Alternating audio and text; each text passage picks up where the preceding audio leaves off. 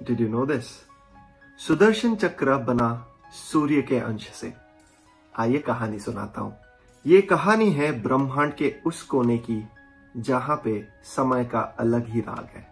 सितारे देवताओं की तरह चमकते हैं और यहाँ सूर्य देव हमारे राज करते हैं। उनका तेज असीम के साथ असहनीय भी था। उनका तेज उनकी पत्नी संज्ञा तक सह नहीं पाती थी। संज्ञा थी विश्वकर्मा की बेटी और हमारे सूर्यदेव की पत्नी।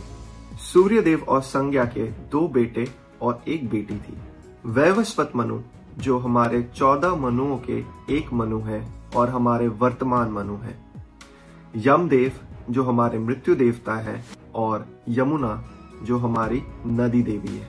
सूर्यदेव के लिए संज्ञा के आंखों में बहुत प्यार होने के बावजूद वो उन्हें उनके तेज की वजह से देख नहीं पाती थी।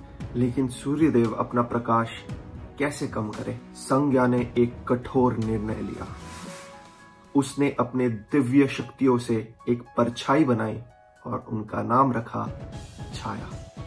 संज्ञा ने छाया को अपने बच्चों का देखभाल करने का जिम्मेदारी दी और कहा किसी को ये नहीं पता चलना चाहिए कि वो संज्ञा नहीं है। छाया ने अपनी सृष्टिकर्ता की बात मानी और प्रतिज्ञा ली कि जब तक उसकी बाल कोई ना खींचे या तो फिर उसे कोई श्राप ना दे, वो किसी को पता नहीं चलने देगी कि वो संज्ञा नहीं है। इसके बाद संज्ञा अपने पिता के घर चली गई, पर विश्वकर्मा ने संज्ञा की इस हरकत को नहीं माना।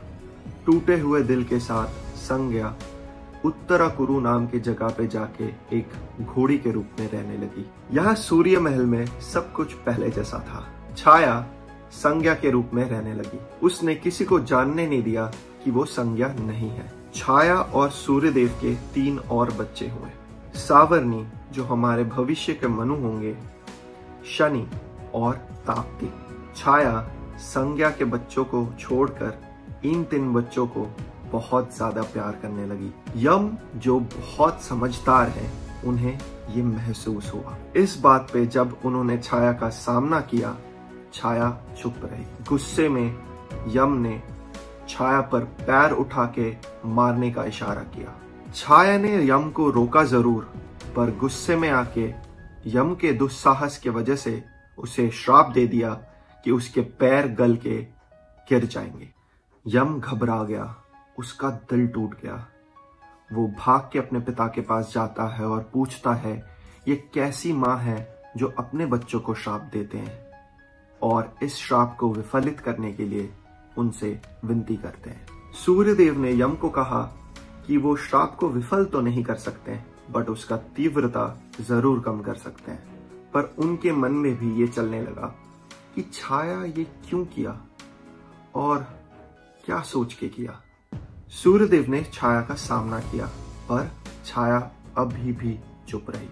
बहुत पूछने के बाद जब छाया के पास से कोई जवाब नहीं आया, सूर्यदेव ने छाया की बाल खींच लिए। इस बात पे छाया ने सारी बात बता दी। सब सुन के सूर्यदेव की दिल बहुत टूट गया और वो निकल गए विश्वकर्मा से मिलने। विश्वकर्मा से मिलके सूर्यदेव को सब पता चल गया।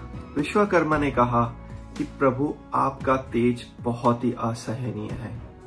संज्ञा उसे सह नहीं पा रही थी और उनके तेज को हल्का करने के लिए इजाजत मांगी। सूर्यदेव संज्ञा को बहुत प्यार करते हैं, इसीलिए उन्होंने ये बात स्वीकारा। विश्वकर्मा ने सूर्यदेव के तेज का एक हिस्सा काट कर सुदर्शन चक्र बनाया और ऐसे ही बना विष्णु जी का सुदर्शन चक्र। पर सूर्यदेव और संज्ञा क्या मिले नहीं कभी? सूर्यदेव इसके बाद और सुंदर हो गए। वो उत्तराकुरु पहुंचे और संज्ञा को एक घोड़ी के रूप में मिले। उन्होंने खुद एक घोड़े का रूप लिया और दोनों साथ रहने लगे। इस रूप में इन दोनों का 2 बच्चे हुए, जिन्हें हम अश्विनी कुमार के नाम पे जानते हैं। और इसी तरह सूर्यदेव और संज्ञा फिर से मिल गए। स्वर्ग में खुशहाली छाई, सितारों ने गीत गाया और धरती पर सूर्यदेव की प्रकाश बनी रही। थैंक यू सो मच दोस्तों फॉर लिसनिंग। अगर ये कहानी आपको अच्छी लगी तो प्लीज लाइक, सब्सक्राइब और शेयर जरूर करिए। मिलते हैं अगले कहानी पे, तब तक के लिए bye bye and take care.